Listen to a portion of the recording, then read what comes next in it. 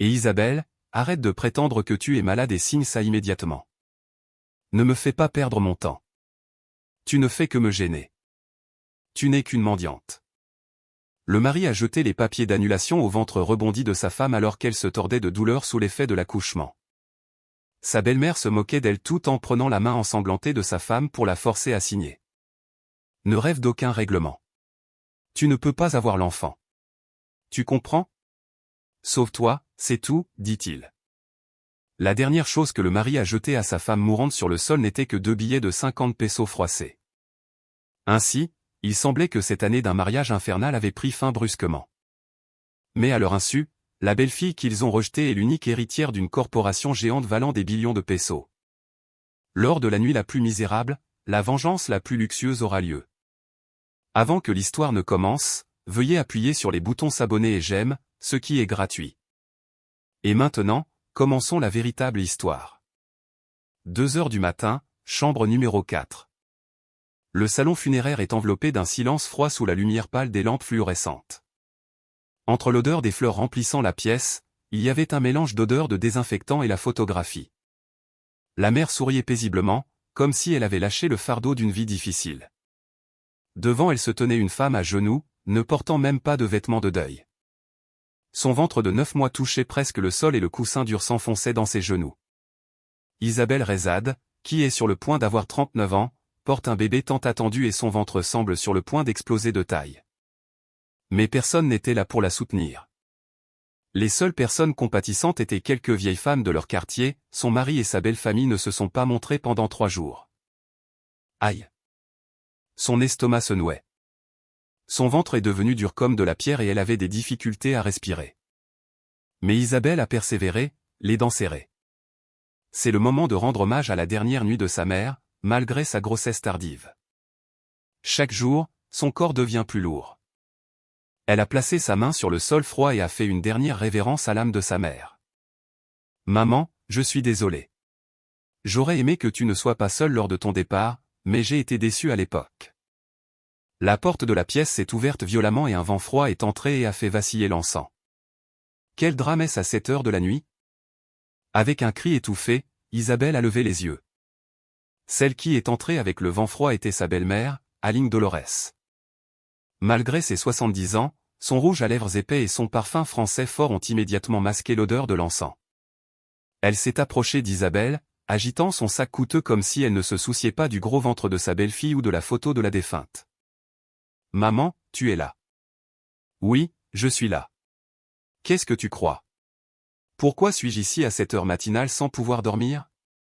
Tu es vraiment déterminée à gâcher la vie de mon fils Marco. »« Quoi ?» La voix perçante d'Aline Dolores a résonné dans toute la pièce. Les gens endormis se sont réveillés et l'ont regardé, mais Aline Dolores les a ignorés. L'entretien final de Marco pour son poste de professeur est demain. C'est sa dernière chance à l'âge de 42 ans. Et toi, sa femme, tu n'as pas de chance et tu t'accroches encore. Un mauvais présage. La poitrine d'Isabelle est devenue froide. Son mari, Marco, était chargé de cours à temps partiel depuis plus de 10 ans. Elle savait à quel point cette opportunité était importante pour lui. C'est pourquoi elle n'avait même pas pu l'informer correctement du décès de sa mère et portait son deuil en silence. « Maman, s'il vous plaît, baissez la voix. Nous sommes à une veillée funèbre. C'est la dernière nuit de ma mère. Et alors si c'est une veillée? La vie des vivants est plus importante. À cet âge, mourir est naturel. Pourquoi cette mise en scène est-elle nécessaire? Et d'ailleurs, en réalité, qu'est-ce qui ne va pas avec ta famille? N'es-tu pas juste en train de faire semblant pour obtenir un don? » Aline Dolores a regardé les personnes compatissantes et a élevé la voix comme si Isabelle était une fraudeuse. Sa voix perçante a percé chaque coin de la pièce. « Compatriotes, ne vous laissez pas berner. Cette famille n'est rien. Des mendiants. Ils utilisent simplement la vieille femme décédée pour quémander de l'argent. » Avec tant de dégoût, le visage d'Isabelle est devenu aussi pâle que du papier. Juste au moment où elle allait parler pour s'expliquer, elle a senti quelque chose éclater à l'intérieur de son ventre. Au même moment, un liquide chaud s'est soudainement déversé entre ses cuisses. Une douleur aiguë a frappé sa taille. Isabelle a crié et s'est assise sur le sol de marbre froid. « Oh, maman, L'enfant arrive. Le sang a commencé à s'accumuler et à couler sur le sol. L'une des personnes choquées a immédiatement pris son téléphone. Oh, cette personne va mourir. Appelez le 911 immédiatement. Mais celle qui a bloqué cette main était Aline Dolores. N'appelez pas. C'est un gaspillage d'argent. Quelle ambulance? Quoi? Votre belle-fille est sur le point d'accoucher. Qu'est-ce que cela signifie? Nous n'avons pas d'argent pour payer l'hôpital. Vous pourriez être celle qu'on blâme, alors restez tranquille. Avec la cruauté de la belle-mère qui accorde plus de valeur à l'argent qu'à la vie humaine et au coût de l'ambulance qu'à la santé de sa belle-fille, l'air à l'intérieur de la pièce est devenu froid. Isabelle transpirait froidement au milieu de la douleur et griffait le sol. Ses ongles étaient rongés et saignaient, mais sa poitrine lui faisait plus mal. À ce moment-là, un homme aux cheveux ébouriffés et aux yeux fatigués est entré en chancelant son mari, Marco. Malgré ses 42 ans, ses vêtements étaient froissés comme s'il avait joué et bu toute la nuit, et l'odeur âcre de cigarette pénétrait l'air. « Maman, pourquoi as-tu mis si longtemps? Je dois organiser les conditions pour l'entretien de demain. » Marco n'a même pas scié en voyant sa femme allongée sur le sol et saignant. Au lieu de cela, il a froncé les sourcils comme s'il était agacé. « Chérie, l'enfant va sortir. S'il te plaît, emmène-moi à l'hôpital. » Isabelle a tendu la main vers le pantalon de son mari d'une main tremblante, mais Marco l'a violemment repoussé. « Prends un taxi pour l'hôpital. » Marco a saisi 2 billets de 50 pesos froissés dans sa poche et les a jetés au visage d'Isabelle. Les papiers sont tombés doucement, ont effleuré les joues d'Isabelle et ont atterri sur le sol avec une tache de sang. « C'est suffisant pour le taxi, n'est-ce pas? Que tu accouches ou non, c'est ton problème. » Oh, et puis ça. Marco a sorti une enveloppe jaune de sa poche et l'a jetée sur le ventre rebondi d'Isabelle. Papier d'annulation. Signe-les. Quoi? J'ai un entretien pour le poste demain. Pour devenir professeur, j'ai besoin d'un passé propre. Si je reste marié à une diplômée du secondaire et à quelqu'un sans argent comme toi, ma réputation sera ruinée. Notre mariage sera un enfer. Chaque jour, du porridge et du poisson frit, ça devient ennuyeux. Je veux avancer dans la vie. Je vais être professeur. Ce genre de vie n'est-il pas embarrassant? Tu comprends? Aline Dolores est intervenue. Elle a tenu fermement la main d'Isabelle et l'a forcée sur la ligne de signature. Ses ongles se sont enfoncés dans la peau d'Isabelle jusqu'à ce qu'elle saigne. Signe immédiatement. Nous avons convenu qu'il n'y aurait pas de règlement. Après ton accouchement, c'est tout. Tu comprends? Dans sa transe, Isabelle a levé les yeux vers les visages de son mari et de sa belle-mère. La dernière volonté de sa mère, qui avait caché leur identité pendant 7 ans pour les tester, était gravée dans son cœur. Elle voulait croire en l'amour, mais ce qu'elle a reçu n'était que trahison complète et mépris. C'est vrai. Voici votre véritable identité. D'une main tremblante, Isabelle a signé les documents. Le bruit de la pointe du stylo grattant le papier était comme un cri. Voilà, nous ne sommes plus mariés. Maman, partons. Marco et Aline Dolores ont pris les documents et sont sortis sans même se retourner. Le bruit croissant de leurs chaussures semblait écraser le cœur d'Isabelle. Sur le sol froid plein de sang et d'eau, Isabelle a progressivement perdu connaissance tout en sentant l'odeur persistante de l'encens. Maman, je suis désolée. Il semble que j'ai fait une erreur dans la vie. Elle a lentement fermé les yeux. À ce moment-là, les moteurs puissants de véhicules ont rugi. Pas seulement un ou deux, des dizaines de voitures sont entrées dans le parking du salon funéraire en même temps. L'extérieur est devenu aussi lumineux que le jour. Marco et Aline Dolores, qui étaient sur le point de partir, étaient stupéfaits. C'était quoi ça? De l'obscurité, des berlines de luxe noires Mercedes Classe S, Maybach, Rolls-Royce sont entrées l'une après l'autre. La file était interminable. Exactement 5 voitures de luxe entouraient l'entrée du salon funéraire. Les portières des voitures se sont ouvertes en même temps et des hommes costauds en costume noir en sont sortis. Ils étaient plus de 100, et ils ont marché vers le salon funéraire comme une armée. Celui qui était en tête, un homme d'âge mûr, a parlé brièvement dans sa radio. Emplacement de la présidente confirmé. Entrée dans la chambre numéro 4. Ils ont ignoré Marco et Aline Dolores, qui étaient pétrifiés, et ont couru directement vers la chambre numéro 4. Devant Isabelle prosternée, les 100 hommes se sont tenus debout. Bang! En même temps qu'un son fort qui a secoué le sol, les voix des hommes ont résonné dans tout le salon funéraire. Le chef, Monsieur Kim, le chef de cabinet, s'est approché d'Isabelle et a parlé d'une voix des plus respectueuses et sincères. De l'extérieur, Marco était stupéfait par ce dont il était témoin, et le sac coûteux qu'Aline Dolores tenait est tombé impuissant sur le sol. La véritable identité d'Isabelle, la belle-fille qu'ils appelaient une mendiante, a été révélée à ce moment-là. Présidente. Les cris puissants que les 100 hommes ont poussés ont immédiatement englouti l'air du vieux salon funéraire.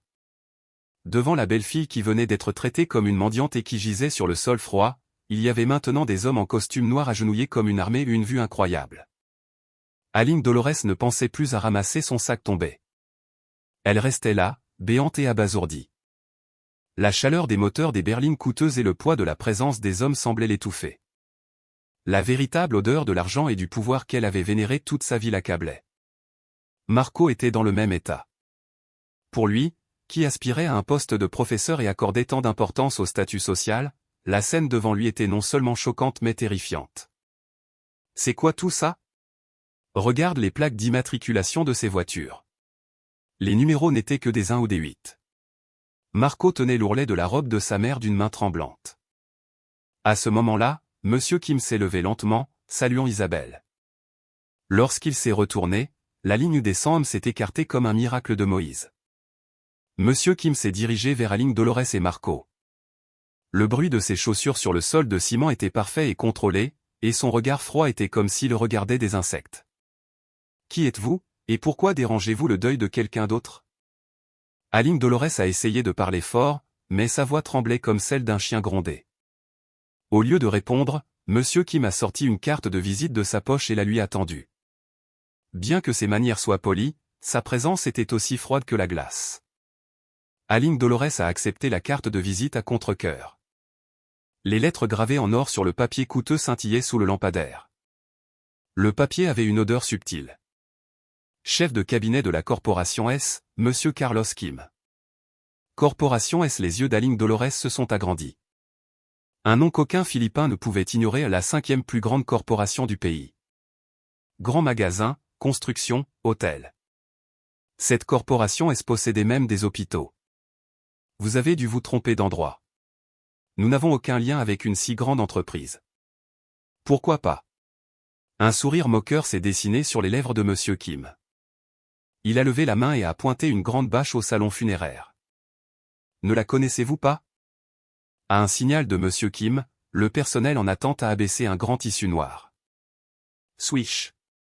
Le bruit du tissu lourd se déployant a déchiré l'air. Une grande bâche mesurant 5 mètres de large et 5 mètres de long est apparue. Deuil pour Jinan Corazon Reyes, présidente honoraire de la Corporation S.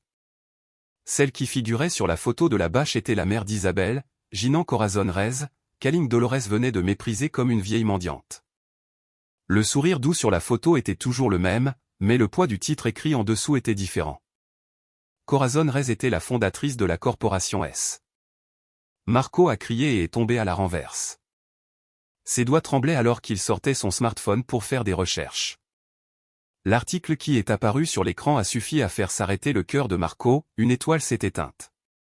L'unique héritière de la présidente Corazon Reyes disparue.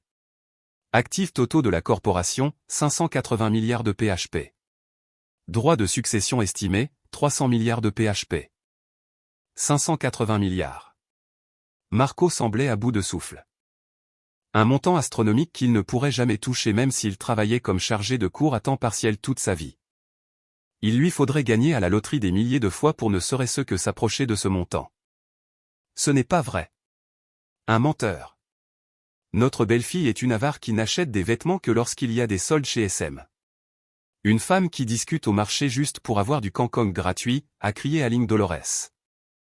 Elle ne pouvait pas accepter le fait que toutes ces insultes et ces mauvais traitements envers sa belle-fille pendant des années étaient dirigés vers la femme la plus riche des Philippines. Monsieur Kim a ajouté une explication à voix basse, comme un juge lisant un verdict à un criminel. Avant que la présidente ne décède, elle a laissé une dernière volonté à sa fille pour qu'elle trouve une personne réelle, pas un scélérat qui courait après l'argent et le statut. Ainsi, pendant 7 ans, Mademoiselle Isabelle a caché sa véritable identité et est restée à vos côtés. Un test? Oui. Mademoiselle Isabelle Reyes a enduré 7 ans d'une vie misérable pour cela. Il n'espérait qu'une chose, la loyauté de sa femme. Monsieur Kim regarda Marco, mais le résultat fut horrible. Il refusa l'assistance d'une ambulance pour une femme enceinte et insista sur une annulation de mariage juste pour un poste de professeur. Marco s'assit par terre. Ses genoux étaient faibles. De la sueur froide coulait sur son front. Les événements passés revenaient comme un film. Pourquoi ta famille est-elle si pauvre? Quel genre de femme es-tu si tu ne peux pas soutenir ton mari? Pourquoi devrais-je payer les frais d'hôpital de ma belle-mère? Tous les mots qu'il avait dit à sa femme revenaient comme des boomerangs tranchants. Il n'avait pas seulement donné un coup de pied dans une montagne d'or, il avait aussi craché dessus avant de se détourner. Maintenant, si vous comprenez la situation, partez. Nous nous en occuperons à partir de maintenant. Monsieur Kim frappa de nouveau dans ses mains. Les hommes en costume noir commencèrent à agir avec discipline. Leurs actions étaient comme de la magie. Les fleurs simples sur la colline furent rapidement enlevées et remplacées par de grandes couronnes de fleurs hautes comme une personne. Les noms écrits sur les couronnes semblaient irréels. Les noms des personnes les plus puissantes de la politique et des affaires aux Philippines remplissaient le couloir étroit de la maison funéraire. L'odeur de l'encens fut remplacée par le doux parfum de fleurs de premier choix. Une équipe de restauration d'un hôtel arriva et commença à préparer du homard et un banquet complet. En seulement 20 minutes, la simple maison funéraire se transforma en une colline VIP. Des gens vêtus de vêtements coûteux commencèrent à arriver. Ils tenaient tous des fleurs blanches, et l'odeur de parfums onéreux se mélangeait à l'air. Je l'avais vu à la télé. C'était le président d'Ayala Corporation, et l'autre était un sénateur. Des propriétaires de grandes entreprises, des politiciens et des personnalités connues arrivaient les uns après les autres. Ils s'agenouillaient tous devant la photo et s'inclinaient profondément, on pouvait entendre le bruit de leurs vêtements coûteux. Dolores et Marco regardaient simplement cette transformation luxueuse. C'était un monde qu'ils ne pouvaient pas atteindre. Venez, dit froidement Monsieur Kim en s'approchant. Où? À l'hôpital. Mademoiselle Isabelle est sur le point d'accoucher. Mais nous avons déjà signé les papiers d'annulation. Nous sommes séparés. Pourquoi y allons-nous? Chuchota Marco pour s'excuser. Mais Monsieur Kim fut catégorique. Ce n'est pas encore formellement réglé par la loi. Surtout, vous devez être témoin de vos propres yeux de la naissance de l'enfant que vous avez rejeté, afin que vos regrets futurs soient plus douloureux. Sur l'ordre de Monsieur Kim, les gardes saisirent les 2 bras d'Aline Dolores et de Marco. Lâchez-moi. Lâchez-moi. Ils se débattirent, mais ne purent pas lutter. Ils furent jetés comme des sacs dans une camionnette noire qui attendait. Par la fenêtre de la voiture, Aline Dolores regarda sa vieille voiture s'éloigner et sentit la douceur des sièges en cuir coûteux sur lesquels elle était maintenant assise. La voiture avança lentement. La destination était le centre médical S à Bonifacio Global City. Là, un choc plus grand et une tragédie irréparable les attendaient. Marco se couvrit le visage de ses mains tremblantes. Dans l'obscurité, on pouvait entendre ses sanglots, mais personne n'eut pitié de lui. L'aube infernale s'était terminée, mais pour eux, le véritable enfer ne faisait que commencer.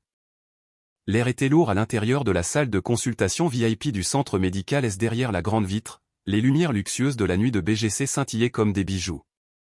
Mais pour Aline Dolores et Marco, qui étaient enfermés dans la pièce, ces lumières étaient comme des couteaux tranchants. Aline Dolores était assise sur un canapé en cuir italien coûteux, mais c'était comme si elle était assise sur des épines agitées. Ses yeux ne pouvaient s'empêcher d'errer nerveusement.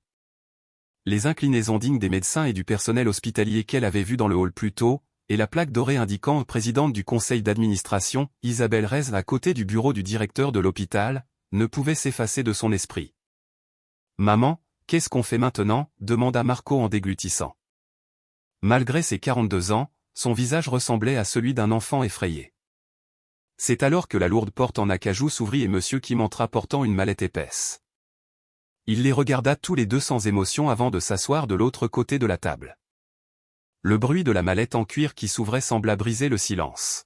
« Je sais que vous êtes fatigués tous les 2, mais nous devons encore parler. »« Parler ? De quoi » demanda Aline Dolores en tremblant.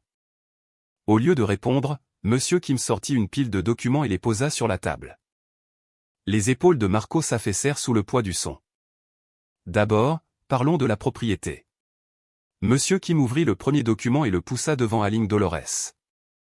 C'était un titre de propriété ancien et décoloré. La maison dans laquelle vous vivez actuellement à Dasmarina Village. Vous vous souvenez? Bien sûr. Mon mari l'a acheté il y a 30 ans. Pas acheté. Emprunté. À la correction froide de Monsieur Kim, les yeux d'Aline Dolores s'agrandirent. Il y a 30 ans, votre mari avait besoin de fonds pour ses affaires et il a emprunté à un usurier. Celui qui a contracté ce prêt était notre cabinet. À l'époque, au lieu de saisir la maison hypothéquée, la présidente Corazon Reyes vous a autorisé à y rester. Il n'y avait qu'une condition, vous avez signé un accord de résidence gratuite. Monsieur Kim produisit un autre document, un contrat d'il y a 30 ans avec une note manuscrite. En bas, le sceau d'Aline Dolores était clairement apposé. Ne vous souvenez-vous pas que le titre de la maison a été transféré à la corporation, mais que votre résidence était garantie? Cependant, si vous causez le moindre tort à la famille de la corporation, vous serez immédiatement expulsé et facturé pour le loyer des années passées. Le visage d'Aline Dolores changea. Vous avez dû oublier. Pendant 30 ans, vous avez vécu dans une maison coûteuse au cœur de Makati sans payer un seul centime des factures. Comme la vôtre. Monsieur Kim sortit une calculatrice. Le bruit des touches remplit la pièce. Loyer pour une maison à Makati pendant 30 ans avec intérêt composé. Il montra la calculatrice devant Aline Dolores. Le chiffre qui apparut sur l'écran était irréel, 91,2 millions. 91 millions, hurla Marco. Impossible. Tout ce que nous avons emprunté il y a 30 ans n'était que de 10 millions de PHP. Vous ne connaissez pas la magie des intérêts composés, monsieur l'ancien chargé de cours? Le paiement pour 30 ans de vie gratuite dans la maison de quelqu'un d'autre? Tout en traitant la propriétaire de mendiante et en faisant de la fille de la propriétaire une servante, n'est-ce pas bon marché? Aline Dolores s'appuya contre le canapé, respirant difficilement. Toute sa vie, elle avait économisé pour acheter quelques sacs coûteux, et maintenant elle devait soudainement 91 millions. Mais Monsieur Kim ne s'arrêta pas là. Une deuxième pile de documents fut étalée sur la table. Cette fois, il y avait des photos, des images d'Isabelle lavant du linge à l'eau froide alors qu'elle était enceinte, Marco jetant de la cendre sur Isabelle alors qu'il était ivre, et Aline Dolores taquinant sa belle-fille. C'étaient des enregistrements de vidéosurveillance qu'Isabelle avait secrètement installés pendant 3 ans. Mademoiselle Isabelle a tout enregistré. Pourquoi? En plus du dernier testament de sa mère, c'était pour montrer un jour à sa fille quel genre de personne étaient son père et sa grand-mère. M. Kim prit une photo de la scène où Marco jetait les papiers d'annulation à Isabelle, qui gisait sur le sol de la maison funéraire enseignant il y a seulement quelques heures. Il s'agit d'agression physique, d'abandon, de maltraitance et de diffamation. Selon nos avocats, s'il est reconnu coupable, la peine minimale est de 3 ans de prison. Aline Dolores commença à trembler. Les lèvres de Marco devinrent pâles et il ne pouvait plus parler. Devenir professeur était loin d'être possible maintenant, il risquait de devenir un criminel et d'être ostracisé par la société. Je vais vous donner un choix. Monsieur Kim sortit la dernière enveloppe, un accord d'annulation. Marco leva immédiatement les yeux. C'était invalide. Cela a été fait sous la contrainte. Ceci est nouveau. Mademoiselle Isabelle l'a préparé. Les conditions sont différentes. Monsieur Kim lut le contenu de l'accord. Règlement de 2,5 milliards à verser à Marco Reyes. 2,5 milliards? Les yeux de Marco et d'Aline Dolores s'agrandirent en même temps. Il pensait devoir 91 millions et aller en prison, mais soudain il y avait 2,5 milliards, une somme qu'il ne pouvait imaginer. Oui, 2,5 milliards. Mais il y a des conditions. La voix de Monsieur Kim baissa et devint froide. Le droit de garde et de soins de l'enfant et le déni permanent du droit de visite seront abandonnés. Même si l'enfant est né, vous ne le verrez pas pour le reste de votre vie. Vous n'êtes pas autorisé à approcher à moins de 100 mètres de l'enfant. Si vous violez cela, vous paierez 3 fois le montant du règlement. En d'autres termes, vendre l'enfant pour 2,5 milliards. Un lourd silence concernant son propre parent par le sang qui était sur le point de naître entoura la pièce. Peu importe à quel point un père était sans cœur, on pourrait s'attendre à des doutes. La main de Marco trembla, mais son hésitation ne dura pas longtemps. Son esprit était plus enclin vers les 2,5 milliards que vers un bébé qu'il n'avait jamais vu. Avec 2,5 milliards, il pourrait rembourser la dette de 91 millions et vivre comme un roi pour le reste de sa vie. Être professeur n'avait plus d'importance. Si je signe, est-ce que j'aurai vraiment les 2,5 milliards? Les yeux d'Aline Dolores brillaient aussi de cupidité. 2,5 milliards valaient mieux que la dette et la prison. Le sang était impuissant face à l'argent. Oui. Ce sera déposé dans 3 jours. Monsieur Kim plaça un stylo plume Mont Blanc dans la main de Marco. Le métal froid toucha la paume de Marco. 10 secondes. Encore 10. Alors que le décompte commençait, le cœur de Marco battait plus vite. Il regarda la porte fermée de la pièce. Quelque part là-bas, Isabelle donnait naissance à son enfant. Désolé. Mais je dois aussi vivre. 3, 2, 1. Scratch. Marco signa le document sans hésitation. Le bruit du stylo sur le papier était comme une cloche annonçant un pacte avec le diable. Marco resigna. Il posa le stylo et prit une grande inspiration. Au lieu du regret, il ressentit du soulagement, et l'anticipation d'une grosse somme d'argent l'envahit. Il se détestait, mais il ne pouvait pas s'en empêcher. Monsieur Kim prit rapidement les documents et les mit dans sa mallette. Il regarda les deux avec dégoût. Je vous félicite. Vous venez de rompre le lien du sang avec la chose la plus précieuse au monde. Monsieur Kim se leva. Vous pouvez partir maintenant. Vous n'avez plus aucune relation avec mademoiselle Isabelle. Marco et Aline Dolores furent jetés hors de l'hôpital. Le vent froid de la nuit frappa leur visage. Maman, est-ce vrai que nous aurons 2,5 milliards? Est-ce un rêve? Oui, mon fils, tu as fait la bonne chose. Nous ne mourrons pas si nous perdons un bébé. L'argent est la chose la plus importante. La mère et le fils s'enlacèrent et rirent. La dette de 91 millions et les regrets concernant la belle-fille disparurent devant le chiffre de 2,5 milliards. Mais ils ne connaissaient pas la raison pour laquelle Isabelle leur avait donné une telle somme. Ce n'était pas un simple cadeau, mais un appât pour une destruction plus grande et plus cruelle à laquelle ils feraient face. Alors que Marco regardait le ciel nocturne, des nuages sombres commencèrent à se former au-dessus de lui. Le lendemain matin, le hall du centre médical s'était animé comme d'habitude. Mais la volonté de Marco et d'Aline Dolores, qui avaient été jetés dehors, était ailleurs. Le simple fait de penser aux 2,5 milliards qui seraient déposés sur leur compte bancaire fit oublier complètement l'humiliation de la nuit précédente.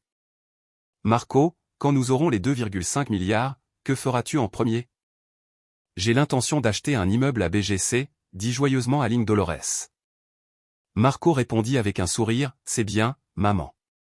Je vais acheter une Ferrari et voyager à travers le monde. Être professeur n'est plus important.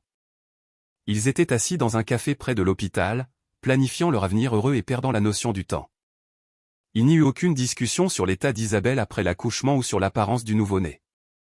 C'est alors qu'une odeur familière de parfum flotta avec le bruit des talons. Marco. Maman. Une jeune femme portant une veste en tweed coûteuse et des lunettes de soleil s'approcha en faisant signe de la main. C'était Christina, la femme avec qui Marco était depuis 6 mois, à l'insu d'Isabelle. Bien que dans la mi-trentaine, ses boucles épaisses la faisaient paraître comme si elle avait la vingtaine, et elle exhibait son sac avec le logo d'une marque célèbre. Christina. Comment savais-tu que nous étions ici? Marco se leva joyeusement.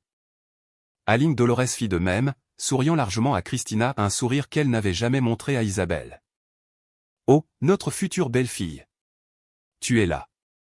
J'allais t'appeler. Aline Dolores tint la main de Christina. Autant qu'elle sache, Christina était la fille unique du président d'une entreprise bien établie. Contrairement à Isabelle, Christina était la partenaire parfaite qui donnerait des ailes à Marco. J'étais inquiète pour vous, très chère. J'ai entendu dire qu'il s'était passé quelque chose sur la colline hier. La femme a dit qu'elle vous avait trompé? Christina fit semblant d'être inquiète, mais ses yeux derrière les lunettes de soleil brillaient de curiosité. Ne demande plus rien, Christina. Cette famille est pleine de dettes et d'escrocs. Heureusement, Marco est intelligent. Il a obtenu un règlement de 2,5 milliards et a tout terminé correctement. 2,5 milliards? La voix de Christina monta d'un ton. Ses lunettes de soleil glissèrent légèrement, révélant ses yeux avides. Vraiment? Waouh! Très cher, tu es génial. Dans ce cas, tout ce dont nous avons besoin est un mariage, n'est-ce pas? Christina s'accrocha au bras de Marco et fit la mignonne, tandis que Marco entoura fièrement son bras autour d'elle. Bien sûr. J'en ai fini avec cette mendiante. Nous allons commencer une nouvelle vie avec 2,5 milliards. Il semblait qu'ils avaient déjà l'argent en main, prêts à ouvrir le champagne, mais leurs rêves dorés ne durèrent pas longtemps. Un instant. Monsieur Kim, qui s'était approché sans qu'ils ne s'en aperçoivent, leur barra le chemin. Derrière lui se trouvaient 2 policiers. Qu'est-ce que c'est? Encore vous? Donnez-nous notre argent. Vite, cria Aline Dolores, mais Monsieur Kim l'ignora et concentra son regard sur Christina. Êtes-vous mademoiselle Christina Cruz? Oui. Pourquoi? Christina fut surprise et essaya de se cacher derrière Marco. Êtes-vous la fille unique du président d'une corporation bien connue? Oui, bien sûr. C'est mon papa. Curieusement, selon notre équipe d'information chez S Corporation, il n'y a aucune entreprise de ce nom enregistrée aux Philippines. Monsieur Kim sortit un document de sa poche. Christina Cruz, 34 ans, sans emploi. A 2 casiers judiciaires pour fraude et falsification de documents. Actuellement sous caution. Le café où se trouvaient Marco et Aline Dolores devint silencieux pendant un moment. Quoi? Une criminelle? Une tricheuse? Ce n'est pas vrai. C'est juste insultant.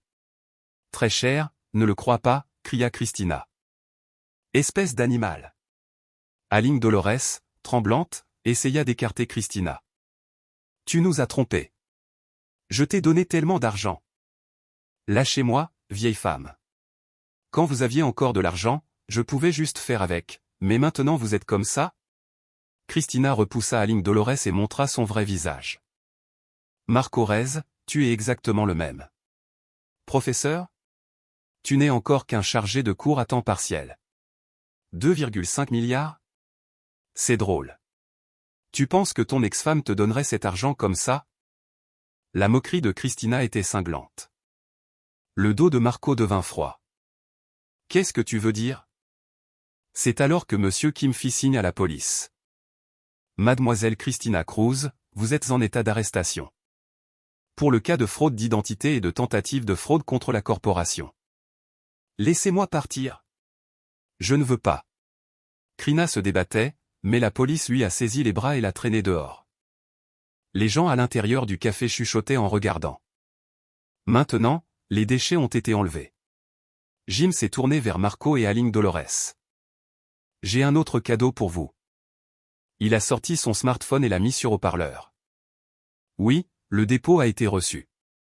Le téléphone de Marco a sonné dans sa main tremblante. Il a regardé le message texte. Montant du dépôt, 25 milliards de PHP. 25 milliards sont arrivés. Ils sont là. Marco a hurlé de joie.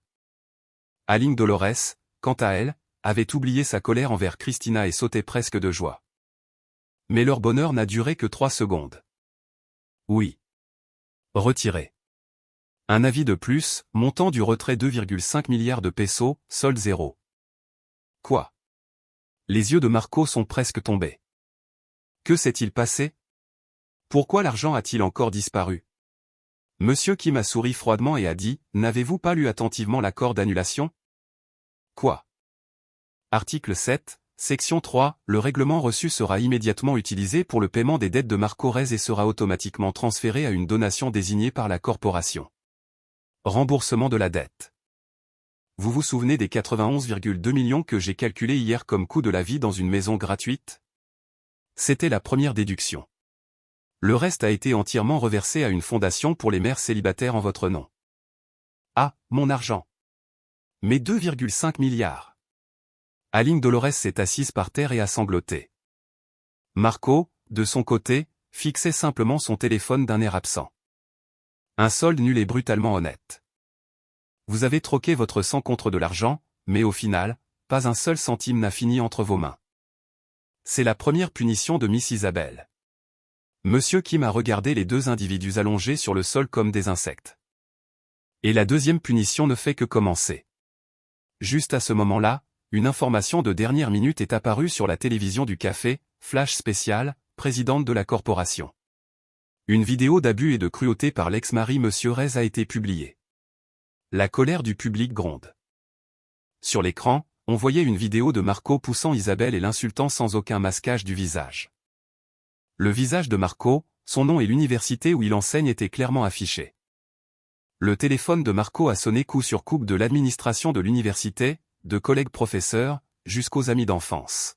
« Allô, professeur Rez ? Êtes-vous fou ?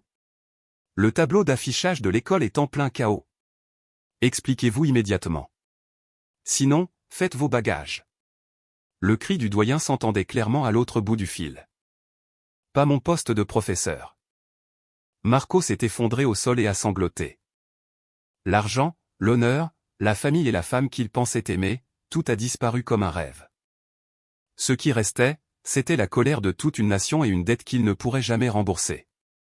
Jim leur a tourné le dos et est sorti du hall de l'hôpital. Son dos ne montrait aucune hésitation. Au-dessus de leur château de sable qui s'écroulait, les derniers regrets de la mère et du fils résonnaient dans le vide. Une Mercedes noire a émergé lentement du parking souterrain et s'est arrêtée à l'entrée de l'aile VIP du centre médical SA. Isabelle, qui était presque inconsciente en raison de la douleur intense de l'accouchement, a été rapidement emmenée au 5e étage par le personnel médical. « Ne vous inquiétez pas, présidente. Les meilleurs médecins des Philippines attendent », a-t-on entendu d'une voix pressée mais déterminée. Le docteur Santos est le directeur de l'hôpital. Devant la salle d'opération, il y avait déjà plus de 250 médecins, dont des spécialistes en obstétrique, en anesthésiologie et en pédiatrie. Ils se sont inclinés respectueusement au passage d'Isabelle. Lorsqu'elle a senti l'air froid de la salle d'opération, Isabelle a légèrement ouvert les yeux. Sous la lumière éblouissante, elle a volontairement serré son ventre.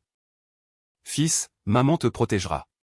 Plus personne ne nous méprisera. » On lui a injecté une anesthésie et sa conscience a progressivement sombré dans un sommeil profond. Combien de temps s'était écoulé ? Ouah ! Ouah ! Le cri puissant qui a réveillé le monde a rempli la pièce silencieuse. Quand Isabelle a ouvert ses paupières lourdes, il faisait nuit dehors et les lumières tamisées de BGC brillaient comme des étoiles. « Êtes-vous réveillée, présidente ?» Une infirmière s'est approchée avec précaution et a placé le nouveau-né dans les bras d'Isabelle. Une petite fille en bonne santé, 3,2 kg. Bien que son visage soit encore rouge, ses traits ressemblaient beaucoup à ceux d'Isabelle. Célestine. Des larmes chaudes ont jailli des yeux d'Isabelle. Au cours du mois dernier, elle avait enduré l'oppression de sa belle famille et la froideur de son mari juste pour protéger cette petite vie. Tous les moments difficiles lui sont revenus en mémoire. La petite main chaude du bébé a touché le doigt d'Isabelle. La force de la prise semblait dire « Merci, maman, pour ta souffrance ». Ensuite, un bruit chaotique s'est fait entendre à l'extérieur de la chambre. « Laissez-moi passer. Je suis le mari. Je vais voir ma femme et mon enfant », criait Marco.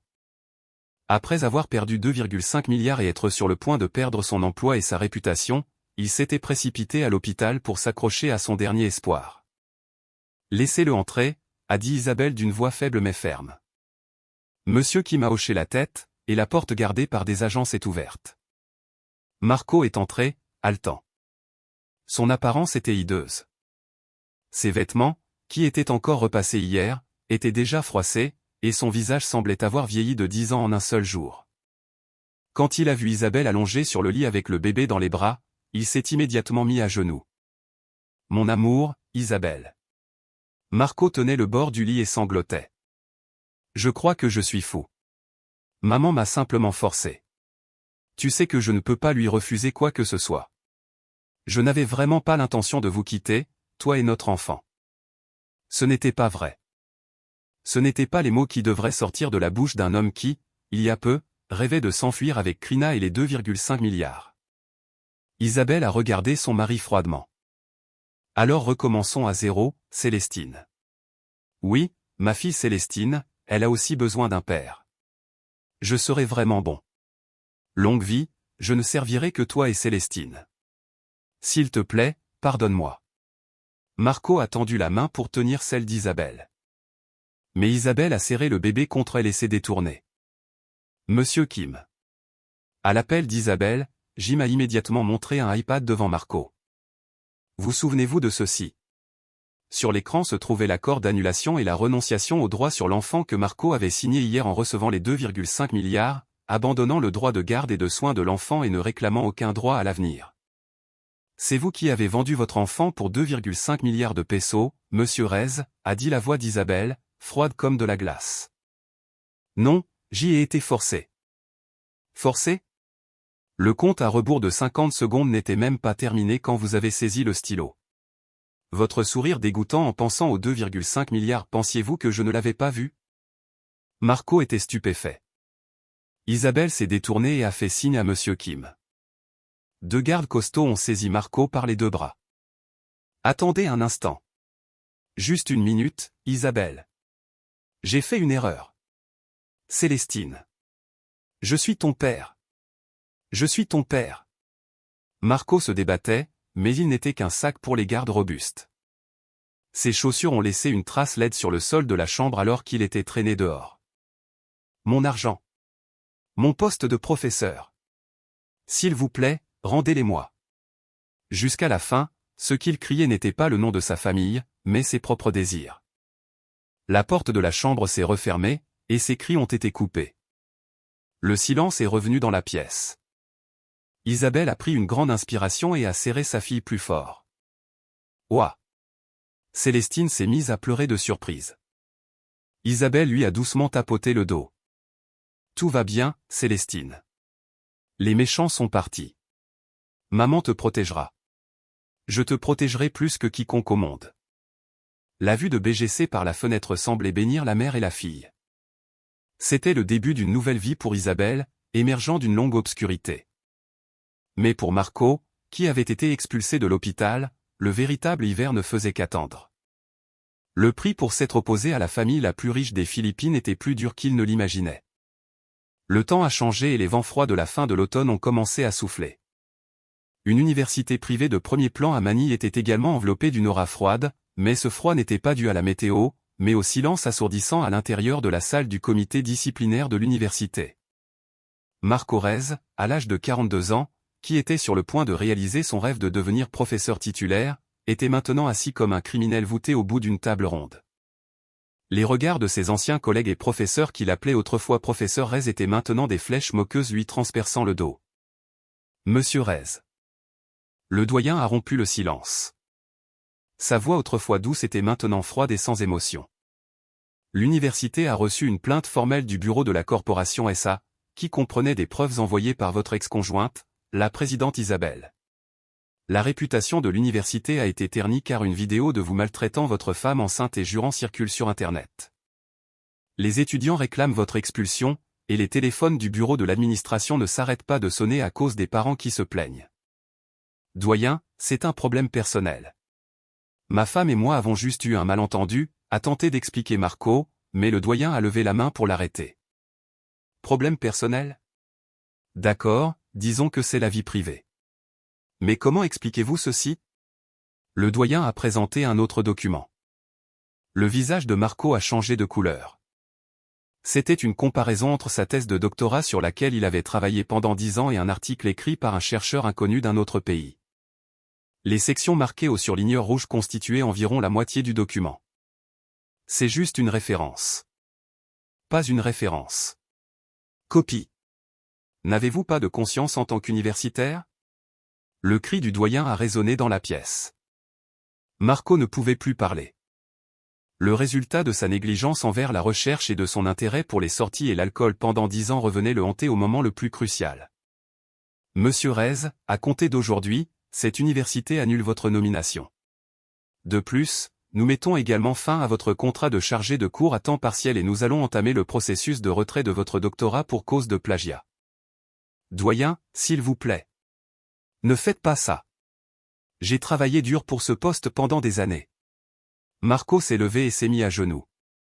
Après avoir perdu 2,5 milliards et sa famille, tout ce qui restait de sa personnalité et de sa vie était le titre de professeur.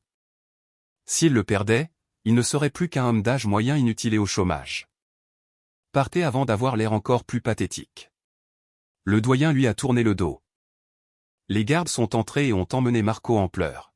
« Doyen, s'il vous plaît, donnez-moi une autre chance. Doyen !» Ces cris ont résonné dans le couloir. Derrière la porte close, ce qui restait était une destruction complète. Au même moment, au tribunal régional de première instance de Manille, salle 417, la salle d'audience était pleine de journalistes et de citoyens.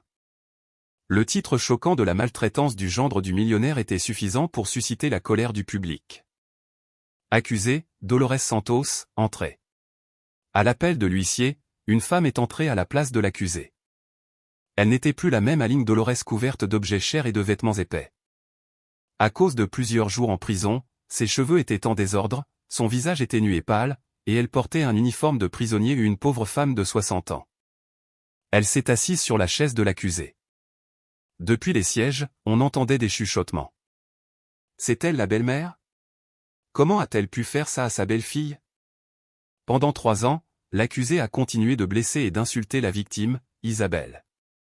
Et envers la victime qui portait le deuil de sa mère tout en étant enceinte, elle a tenu des propos injurieux. De plus, elle a intimidé et abandonné la victime pour un gain financier. Chaque mot lu par le procureur était comme un couteau perçant la poitrine d'Aline Dolores. Sur un grand écran, une vidéo a été montrée comme preuve dans laquelle elle giflait sa belle-fille et l'appelait mendiante. La salle d'audience s'est remplie de soupirs et de huées. Le juge a regardé Aline Dolores avec sévérité. Quand l'accusée ne savait pas que sa belle-fille était riche, elle l'a maltraitée. Quand elle a découvert la vérité, elle a demandé de l'argent. C'est un crime grave qui piétine la dignité humaine. Il n'y a aucune trace de remords et ce qu'elle a fait était très mal. Aline Dolores tremblait et implorait la clémence. « Monsieur le juge, j'ai fait une erreur. J'ai péché. Je ne savais pas. Je ne savais pas qu'elle venait d'une telle famille. » Son excuse n'a fait qu'irriter davantage le juge. Cela signifie que, si elle n'était pas issue d'une famille éminente, il était acceptable d'agir ainsi? Lorsque le juge a posé la question, Aline Dolores est restée sans voix. Le verdict, l'accusée, Dolores Santos, est condamnée à 2 ans de prison. En outre, elle versera 3 millions de pesos à la victime à titre de dommages et intérêts. Alors que le verdict tombait, Aline Dolores s'est effondrée et a pleuré. Non. En prison? Mon fils Marco aide maman. Mais son fils Marco errait actuellement dans les rues après avoir été expulsé de l'université. Les gardes ont relevé Aline Dolores et l'ont emmenée en prison. L'enfer qu'elle avait fait vivre à sa belle-fille était maintenant devenu une véritable prison qui l'enfermait. Dans le bureau de la présidente de la corporation, Isabelle écoutait calmement le rapport de Monsieur Kim tout en regardant le soleil couchant par la fenêtre. Marco a été démis de ses fonctions de professeur et son doctorat a été retiré. Dolores Santos a été condamnée à 2 ans de prison. Le rapport de Monsieur Kim était sans émotion, mais son poids n'était pas léger. Les chaînes de la malchance qui l'avaient lié pendant 7 ans étaient enfin rompues. C'est ainsi, a répondu Isabelle calmement. Il n'y avait aucune joie dans la vengeance, seulement un mélange de douleur et de soulagement, comme si l'on retirait une plaie infectée. Allez-vous bien, présidente? Oui. Maintenant, c'est vraiment fini. Isabelle a regardé un cadre photo sur son bureau, une photo de sa fille Célestine, âgée de 100 jours, souriant joyeusement.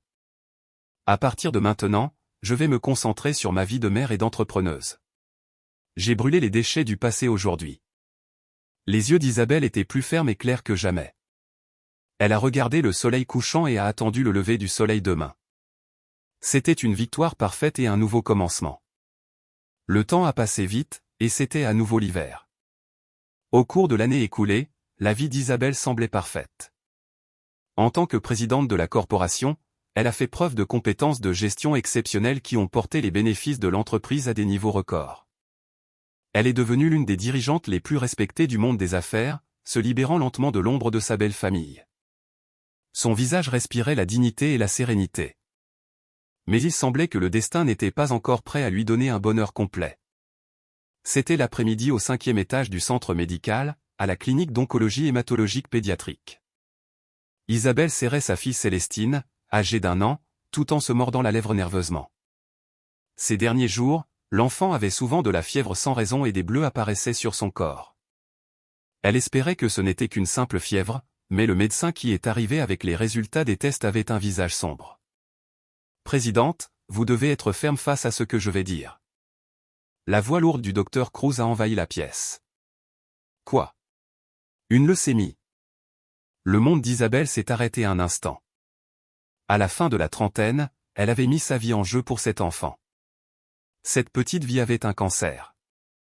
Heureusement, nous l'avons découvert tôt, mais cela s'aggrave rapidement. En plus de la chimiothérapie, elle doit subir une greffe de moelle osseuse. Prenez la mienne. Je suis la mère. Donnez-lui la mienne. Isabelle a serré son enfant fort et a pleuré.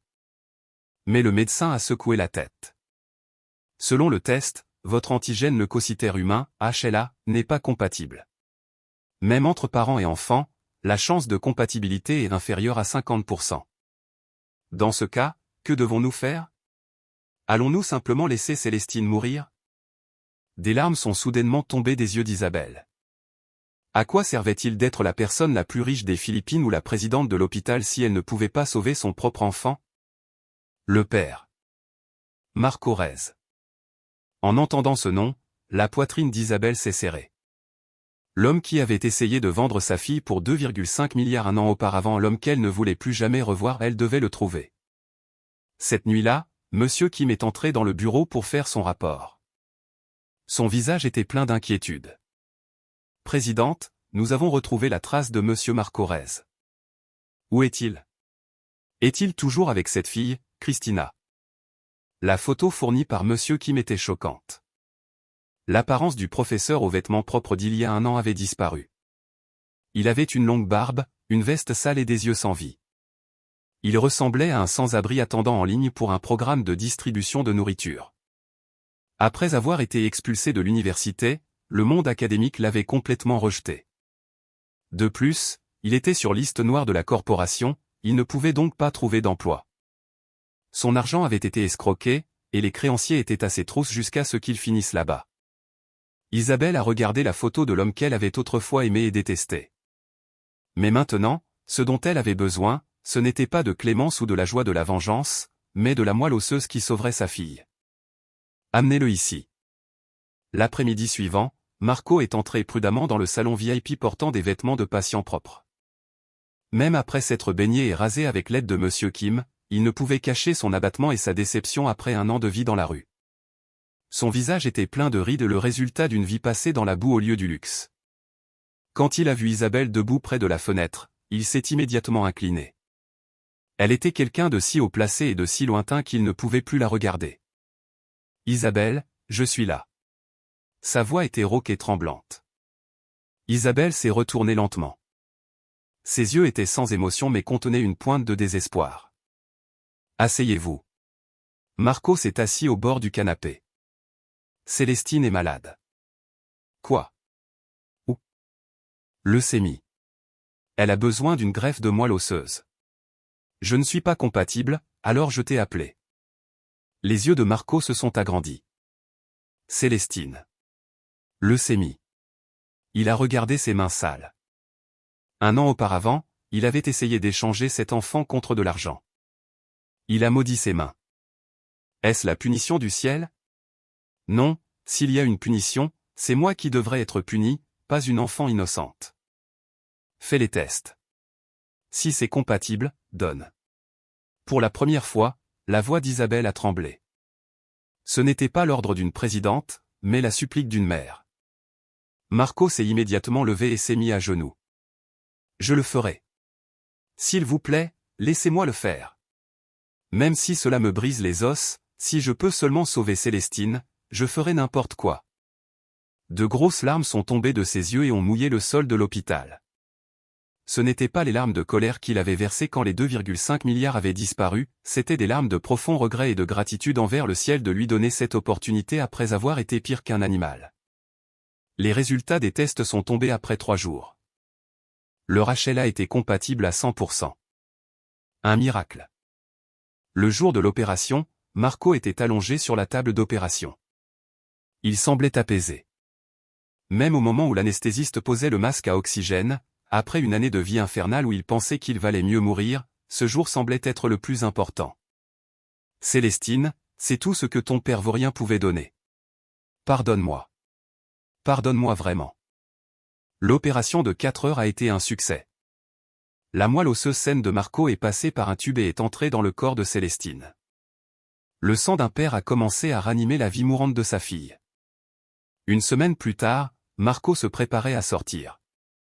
Sa hanche lui faisait encore mal et il boitait, mais il se sentait mieux. Un membre du personnel du département administratif lui a remis une enveloppe épaisse. La présidente a demandé de vous donner ceci. Marco s'est assis sur un banc à l'extérieur de l'hôpital et l'a ouverte. Un chèque de 50 millions de PHP et une courte lettre, merci d'avoir sauvé Célestine. Utilisez cet argent pour commencer une nouvelle vie. J'espère que cette fois, vous vivrez une vie digne. Isabelle. 50 millions. Une somme importante qui suffisait pour quitter la rue et mener à nouveau une vie luxueuse. Mais la main de Marco tremblait en tenant le chèque.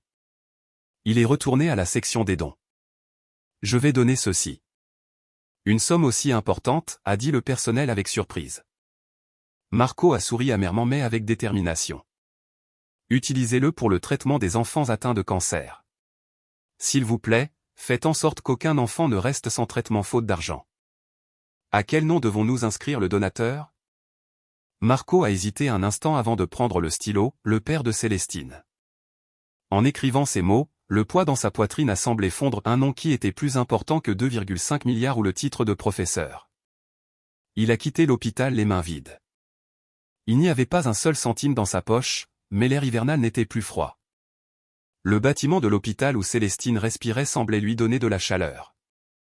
Ses pas ne l'ont pas mené aux cabanes de Tondo, mais vers un poteau où il y avait une annonce d'emploi pour des agents d'entretien. Titubant mais avec force, il a marché. Ce n'était pas une chute causée par d'autres, mais une véritable repentance qu'il avait choisie. 10 ans ont passé. Les temps ont changé, et le monde a évolué rapidement. Mais ce qui n'avait pas changé, c'était la chaleur des gens qui remplissaient l'auditorium de la corporation et le regard inébranlable de la présidente Isabelle sur scène. À l'âge de 50 ans, Isabelle n'était plus la pauvre belle-fille qu'elle était autrefois. Ses cheveux étaient maintenant parsemés de l'argent de la sagesse, et ses yeux avaient une profondeur apportée par l'expérience.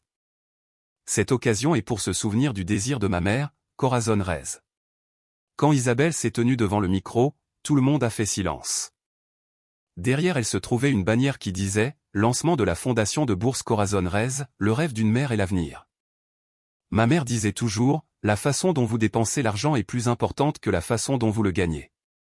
Quand vous partagez ce que vous avez avec le monde, c'est seulement alors que vous êtes vraiment riche. » Isabelle s'est interrompue un instant et a regardé dans le vide. Elle s'est souvenue de la photo de sa mère qui lui avait donné de la force sur le sol froid du funérarium de nombreuses années auparavant. Alors aujourd'hui, je rends l'héritage de ma mère à la société. J'espère que les boursiers ici présents aujourd'hui pourront étudier sans s'inquiéter de l'argent et, à l'avenir, être également un espoir pour les autres. Un tonnerre d'applaudissements a secoué l'auditorium. Ce n'était pas de simples applaudissements, mais une reconnaissance de sa vie dédiée à aider les autres pendant des années. Après le programme, M. Kim s'est approché d'Isabelle dans le bureau de la présidente. Il était lui aussi devenu un gentleman aux cheveux blancs. Présidente, voici la liste pour l'anniversaire de l'hôpital. Merci. Isabelle a cessé de signer les documents. Elle a vu un nom familier dans un coin du papier pour le centre médical, chef d'équipe de l'entretien Marco Reyes. 10 ans de service, employé exemplaire. Isabelle a regardé le nom en silence. Pendant 10 ans, il a toujours été le premier à venir nettoyer l'hôpital. Il a secrètement fait don de la moitié de son salaire au service de pédiatrie, a rapporté M. Kim sans émotion. N'a-t-il jamais cherché Célestine? Non. Il a seulement regardé Célestine de loin lors des examens médicaux, mais il ne s'est pas approché. Il a dit qu'il connaissait sa place et qu'il était simplement reconnaissant d'être autorisé à rester à l'hôpital. Isabelle a regardé par la fenêtre. L'homme qui avait vendu sa fille pour 2,5 milliards nettoyait maintenant tranquillement le sol en signe de regret. Le temps ne fait pas que vieillir, parfois, il fait aussi de vous une véritable personne. Est-ce que l'examen régulier de Célestine est demain? Oui. C'est moi qui l'emmènerai au service de pédiatrie du centre médical, c'est après-demain après-midi. Célestine, maintenant âgée de 11 ans et en CM2, était devenue une enfant grande et joyeuse. On ne croirait pas qu'elle s'est autrefois battue pour sa vie contre la leucémie. Bien sûr, tout ce que tu veux. Elles marchaient main dans le couloir. Au bout du couloir, elles ont vu un dos familier, un homme dans la cinquantaine, portant un uniforme propre, marchant lentement tout en passant la serpillière. Marco Rez. Bien que vieux et fatigué, son nettoyage était plein de dévouement. Quand Isabelle s'est arrêtée, Marco a senti leur présence et a levé les yeux. Leurs regards se sont croisés. Pour la première fois en 10 ans, les yeux de Marco se sont agrandis de surprise. Il a baissé son chapeau et a essayé de partir, un geste qui montrait la peur d'embarrasser sa fille. Marco. La voix d'Isabelle l'a arrêté. Marco était pétrifié. Isabelle a passé son bras autour de Célestine et s'est approchée de lui. Célestine, salue-le. C'est la personne la plus travailleuse et la plus gentille de cet hôpital. Célestine a regardé Marco avec ses yeux clairs. Elle ne savait pas que c'était son père et celui qui lui avait sauvé la vie. Elle s'est inclinée joyeusement. Bonjour. Merci pour votre travail. Les yeux de Marco étaient rouges. Des larmes ont jailli dans ses yeux ridés. Il a essuyé ses mains tremblantes sur ses vêtements, incapable de prendre l'enfant dans ses bras. Il s'est simplement incliné. Tu es une si belle enfant. Tu as grandi en bonne santé. Sa voix rauque était pleine de nostalgie et de regret. Merci, a dit Isabelle à Marco. Merci d'avoir sauvé Célestine, et merci d'avoir tenu ta promesse pendant 10 ans. Grâce à toi, mon enfant est en bonne santé. Le visage de Marco a semblé s'effondrer à ces mots. Le poids du péché qu'il avait porté toute sa vie semblait s'alléger. Non, c'est moi qui devrais vous remercier de l'avoir si bien élevé. Marco s'est incliné pour cacher ses larmes. Isabelle a doucement entraîné Célestine. Quand Isabelle s'est retournée, il y avait aussi des larmes dans ses yeux. Ce n'était pas de l'amour ou du regret, mais de la miséricorde et du pardon pour quelqu'un qui avait changé. Et encore 15 ans passèrent. Isabelle, maintenant sexagénaire, s'était retirée de la direction et était devenue présidente honoraire. Célestine était devenue médecin, résidente en pédiatrie au centre médical où elle consacrait sa vie à soigner les enfants malades. Un après-midi ensoleillé dans un coin du hall de l'hôpital, Marco, maintenant un vieil homme de près de 80 ans, portait toujours un gilet de bénévole et essuyait un fauteuil roulant. Ses mouvements étaient lents, mais son visage était plus paisible qu'avant. « Grand-père » Célestine s'est approchée, portant son uniforme blanc. « Docteur, vous êtes là. Y a-t-il quelque chose de sale » Marco a souri et a pris son chiffon, mais Célestine a doucement pris sa main. « Je sais tout. » Marco était stupéfait. Maman m'a tout dit que quand j'étais jeune et malade, vous m'avez sauvé, et que vous étiez ici toute votre vie à veiller sur moi. Les yeux de Marco se sont agrandis et ses lèvres ont tremblé. Célestine. Je ne suis pas digne d'être un père. Je suis un pécheur. Je sais que vous avez fait beaucoup de mal à maman.